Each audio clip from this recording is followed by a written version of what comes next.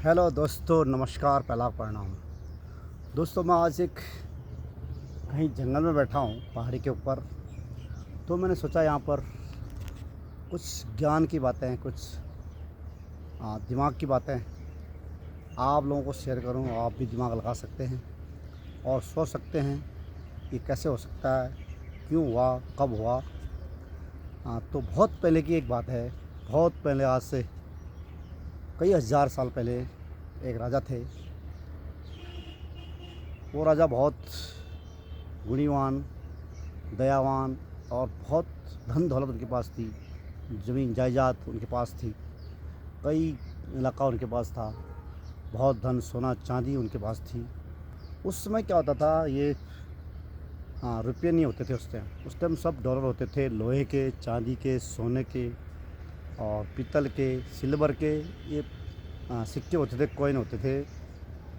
1 पैसा, 2 पैसा, 3 पैसा, 5 पैसा, 10 पैसा, 20 पैसा, 25 पैसा, 50 पैसा और 1 रुपया होता था।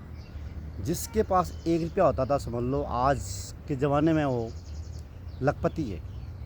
वो लखपति है जिसके पास 1 रुपया होता था। वो क्या है, उस ज़माने के हिसाब से आज लखपति है।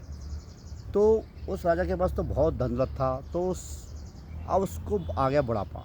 अब वो बुढ़ा हो गया। उसने सोचा, मैं बुढ़ा हो गया हूँ और मैं अपना राजपाट किसी को दूंगा, तो ये जो दौलत मैंने आज तक कमा रखी है या जो मैंने इज्जत कमा रखी है, वो ऐसे आदमी के हाथ में जाना चाहिए जो इसको आगे बढ़ा सके, जो इसका नाजा फ़ायदा न उठा सके और जनता के ऊपर जो जुल्म न कर सके, जनता को अच्छी तरह ट्रीट कर सके, उसका अच्छा सोच सके और उनको खुशियाँ प्रदान कर सके, उनको धन दौलत जो भी चीज़ उनका आवश्यकता है उनको दे सके। तो उसके 4 बच्चे थे, 3 लड़के 1 लड़की थी उसकी।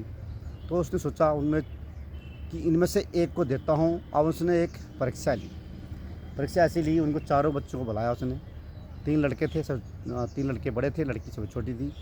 चारों को बुलाया। उसने बोला, इधर आओ, मैं जो है अब बुढ़ा हो गया हूँ। मैं चाहता हूँ कि ये पूरा जो मेरा जो शासन है, देश है, वो एक ही को दूंगा। मैं जो इसके काबिल होगा उसी को दूंगा। चारों में बराबर बंटवारा नहीं करूँगा। मैं उसी को एक लड़के को दूंगा या लड़की को दूंगा और बाकी उसके अधीन काम करेंगे, वही राजा बनेगा। तो मैं तुम्हारा टेस्ट लेता हूँ, एक परीक्षा लेता हूँ। अगर जो उसमें पास हो जाए तो उसको मैं पूरा राजपाट सब कुछ उसको दे दूँगा। लड़कों ने बोला, बोलो, हम तैयार हैं। बोला, उसने बोला, 1 रुपया है, ये 1 रुपया है, सबको मैं 1-1 रुपया देता हूँ और 1 महीने का टाइम देता हूँ। चारों बच्चे 4 दिशाओं में जाना है। बोला, पूरब, पश्चिम, उत्तर, दक्षिण। तो 4 बच्चे थे, 3 लड़के 1 लड़की। उनको 1-1 रुपया दिया, 1 महीने का टाइम दिया। बोला, ऐसा सामान लेके आओ जो हमारा पूरा महल है, 1 रुपये में पूरा महल भर जाए। जितने कमरे हैं, जितना बड़ा महल, राजा का महल तो पता बहुत बड़ा होता है, आपको पता ही।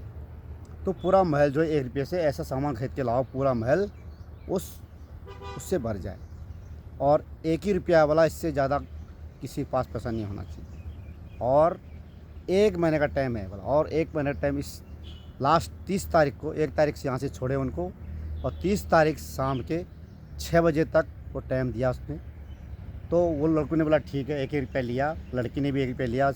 लड़का, उसने बोला, लड़की जो होती है थोड़ा छोटी थी, उसको प्योरिटी थी। उसको बोला, तो पूरब में जा और बड़ा वाला पूरब और बड़ा वाला लड़का पश्चिम, उत्तर, दक्षिण, सभी तीनों को उसे बांट दिया और चले गए। अब लड़की ने क्या किया, लड़की थोड़ा दिमागदार ज़्यादा होती है। तो लड़की दिमाग ज़्यादा होती है और माँ बाप का ज़्यादा ख्याल रखती है। कोई भी लड़की हो, वो दिमाग ज़्यादा लगाती है और वो एक अच्छी लड़की होती है और अपना माँ बाप का पूरा ख्याल रखती है। माँ बाप का सोचती है, अपने माँ बाप का हित के बारे में ज़्यादा सोचती है, ज़्यादा कनेक्ट रहती है वो। तो सब ने, अब लड़के थे वो थे दबंग टाइप के थे, वो राजा के लड़के थे। वो उन्होंने बोला, ठीक है, हम कर लाएंगे, चिंता मत करो। सब लड़के अलग अलग दिशाओं में, 4 दिशाओं में चले गए। लड़की भी चली। अब लड़की जाते सीधा कहाँ गई, बाज़ार चली गई और बाज़ार में जाके बैठ गई और दिमाग लगाने लगी, 1 रुपये का ऐसा चीज़ क्या लाऊं मैं जो हमारा पूरा महल भर जाए। दूसरे लड़के ने भी लगाया, तीसरे लड़के ने भी लगाया, चौथे लड़के ने भी लगाया, सब ने दिमाग लगाया।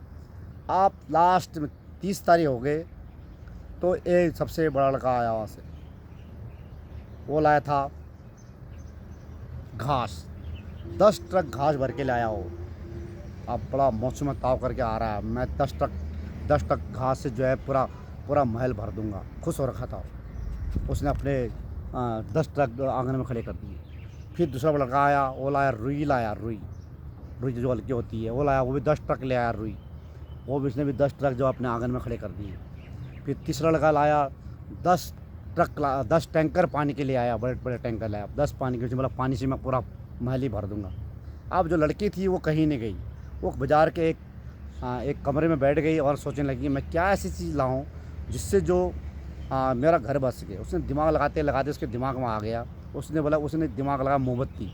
मोमबत्ती ऐसी चीज़ है जो एक मोमबत्ती भी पूरे कमरे को क्या है पूरा लाइट कर सकती है। वो 1 रुपये की कई हज़ारों मोमबत्ती ले आई और उसने आते ही 6 बज गया था शाम के, उसने हर कमरे में एक एक मोमबत्ती जला दी, पूरा महल जगमग गया। उसने पूरे गांव को मोमबत्ती बांट दी, पूरा गांव जमगा गया। उसने पूरे शहर को ही मोमबत्ती दे दी, एक एक मोमबत्ती दी, पूरा शहर जो उस रात 30 तारीख को पूरा जगमगा गया।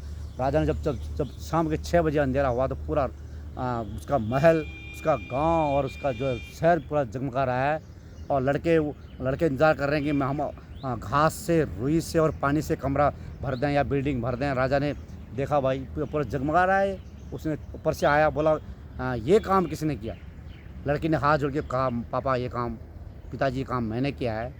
और लड़कों ने बोला हम भी तो भर सकते हैं, ये ट्रक से रुई ला रखे हैं, घास ला रखे हैं और पानी ला रखे हैं। हम बोला तुम भर तो सकते हो इससे, लेकिन जो जो इस लड़की ने कारनामा करने किया, जगमाया, दिमाग लगाया, पूरा देश को एक खुशियाँ दी और अंधेरे को उजाले में तब्दील कर दिया।